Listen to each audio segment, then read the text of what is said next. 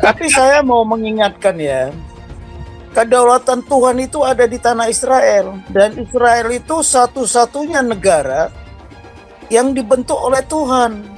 Ya, wilayah itu pun tanah perjanjian Tuhan. Mau Israel bandel kayak apapun, sejak dari Mesir itu pun sudah bandel sebenarnya. Tapi Tuhan tetap memegang janjinya. Ya kan, siapa yang mengutuk Israel akan saya kutuk. Siapa yang memberkati Israel akan diberkati.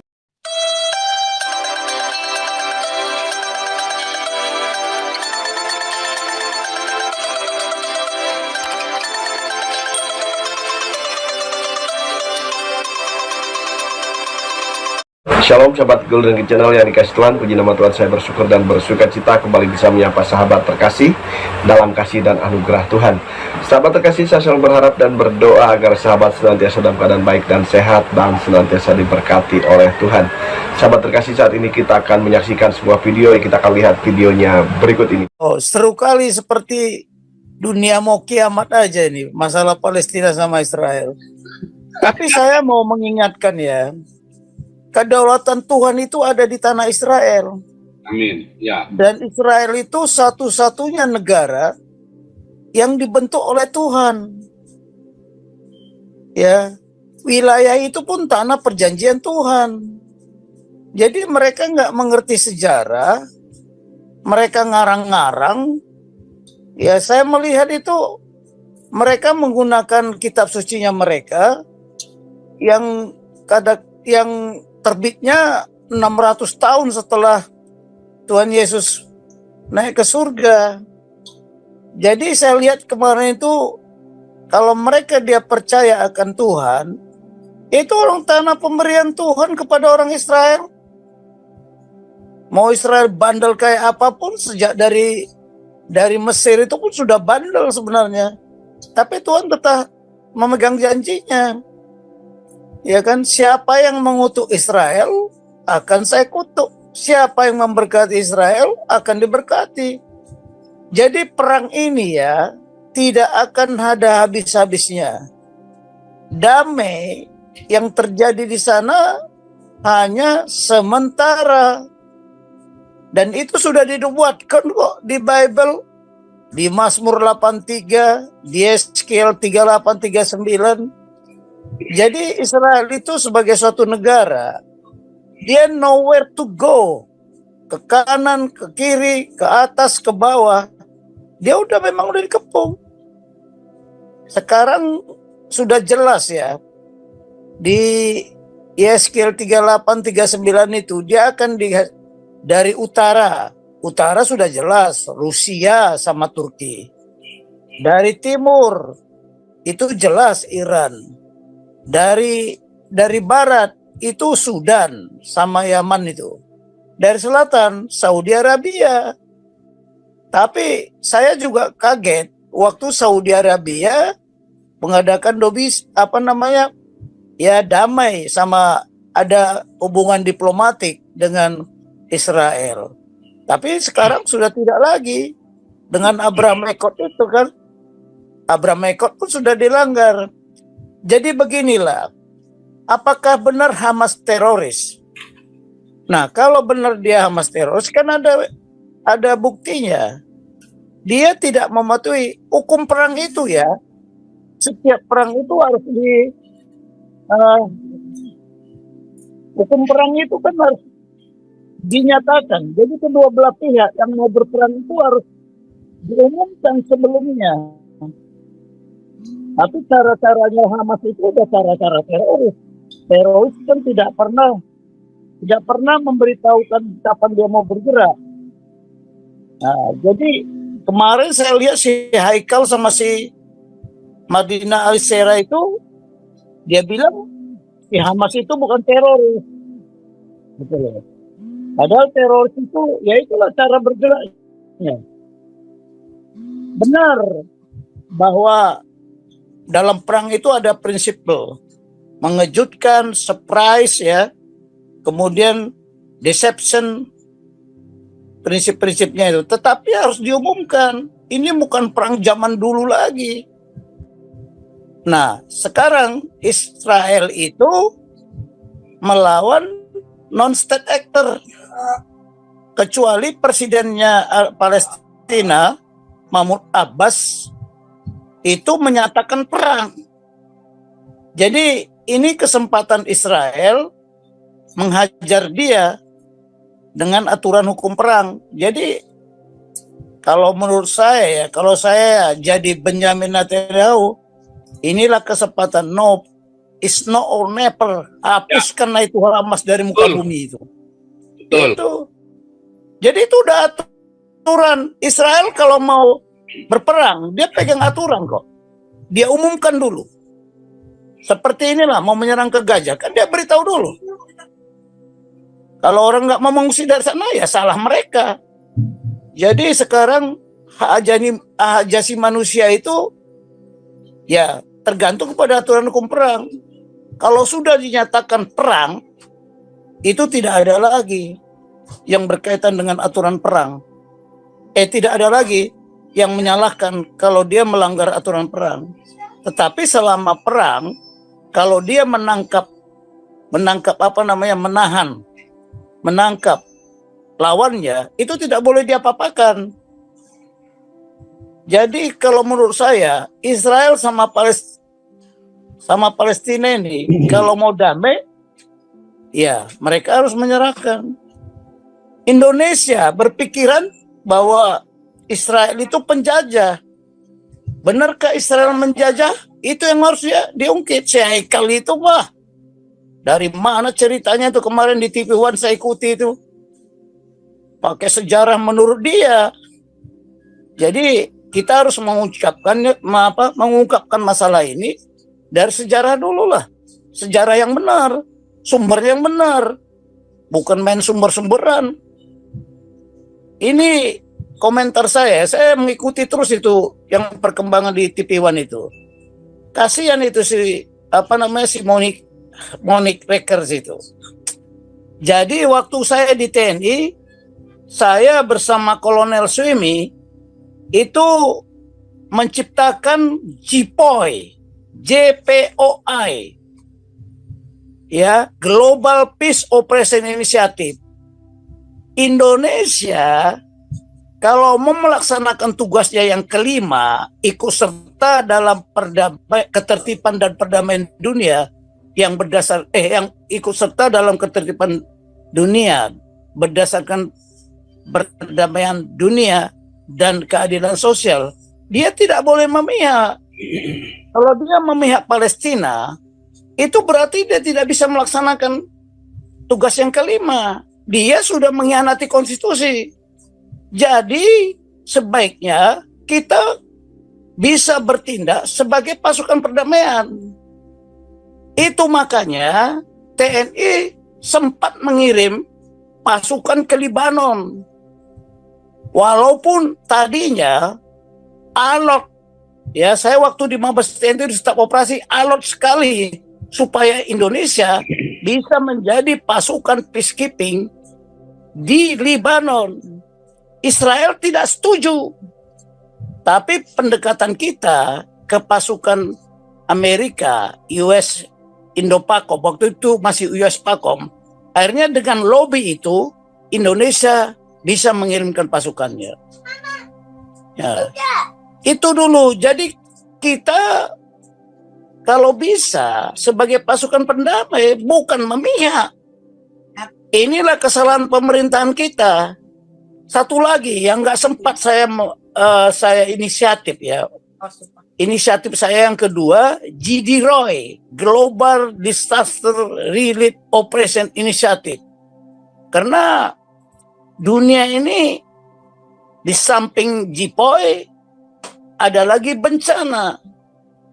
Nah, itu kan sudah dibuatkan. Bencana kelaparan, bencana apa macam-macam. Tapi kita belum sempat menyiapkan itu. Nah, itu harus multinasional. Tapi kalau JPOI itu, Global Peace Operation Initiative, itu kita siapkan. Makanya saya tahun 2029, saya menyarankan ke pimpinan supaya dibentuk Peacekeeping Center Nah, bayangkan Indonesia baru 2009 baru mempunyai peacekeeping center.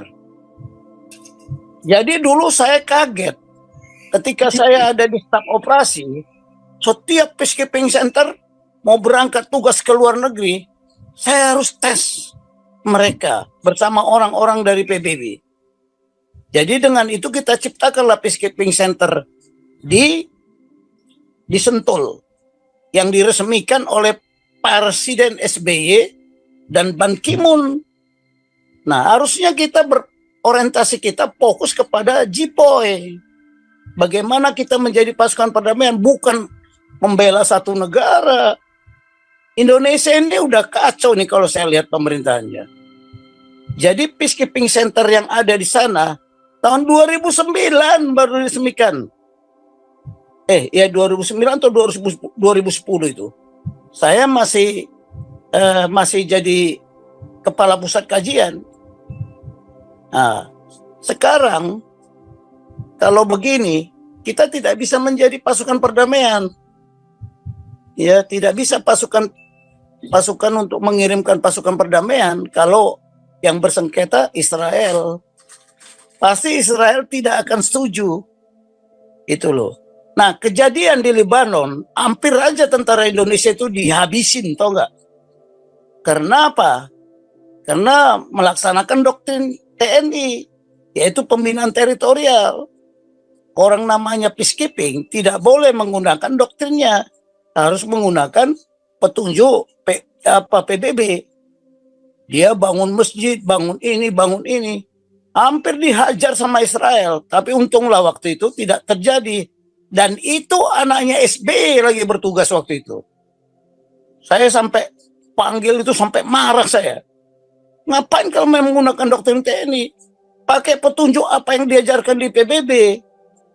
Nah, inilah karena memang waktu itu pemberangkatan belum menggunakan peacekeeping center karena peacekeeping center tidak ada. Indonesia itu angel. Saya beritahu aja lah, kenapa saya dulu mempelajari ya, kenapa peacekeeping center Indonesia belum berdiri. Karena ada 3 institusi yang ribut. Menlu merasa dia yang berhak, kedua Menhan, ketiga TNI. Waktu itu PBB membantu Indonesia kurang lebih 2,5 juta dolar untuk mendirikan peacekeeping. Tapi karena keributan itu, rupanya tidak jadi. Malaysia sudah duluan di Port Dickson namanya. Jadi kalau persoalan Palestina ini, kalau kita mau masuk campur tangan di sana, kayaknya udah sulit Indonesia mau campur tangan. Ya, tapi kita pelajari dulu lah. Dulu itu kan tanahnya Israel semua. Tapi karena macam-macam penjajahan di sana, Mesir, Jordan, ya, termasuk Prancis juga campur tangan, Inggris campur tangan. Ya tanya kepada mereka lah, kenapa mereka kok lepas tangan? Sebenarnya penyelesaian ini saya nggak tahu juga caranya bagaimana. Tetapi yang terlibat dulu membagi-bagi tanah di Israel itu harus dilibatkan. Jangan dia diam. Ya kan?